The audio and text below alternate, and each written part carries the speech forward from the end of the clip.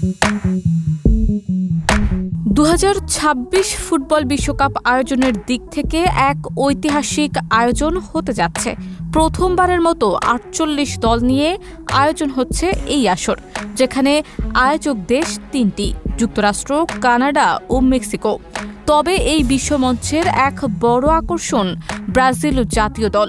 এমন এক জটিলতায় পড়তে যাচ্ছে যা শুধু মাঠের নয়, মাঠের বাইরের হিসাবেও বড় প্রভাব ফেলতে পারে।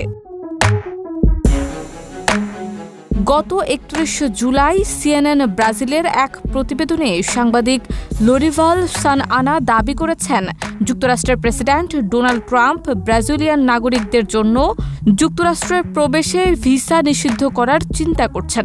প্রতিবেদনে আরও বলা হয়, সম্প্রতি ব্রাজিলের কয়েকজন সিনেটরের ওয়াশিংটন সফরের সময় যুক্তরাষ্ট্র তাদের জন্য ভিসায় কঠোরতা আরোপ করেছে।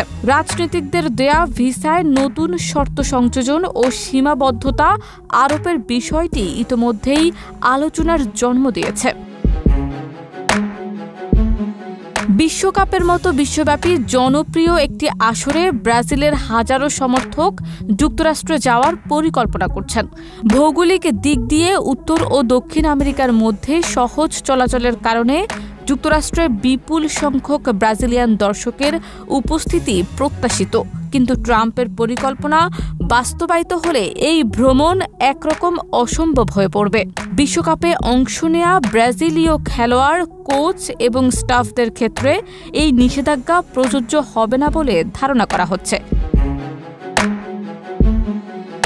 ফুটবল প্রেমী জাতি হিসেবে পরিচিত ব্রাজিলের জন্য গ্যালারিতে নিজ দেশের পতাকা, গান আর উল্লাস ছাড়া বিশ্বকাপ কল্পনা করা অনেকটাই কঠিন। শারমিন নিশু, ঢাকা পোস্ট।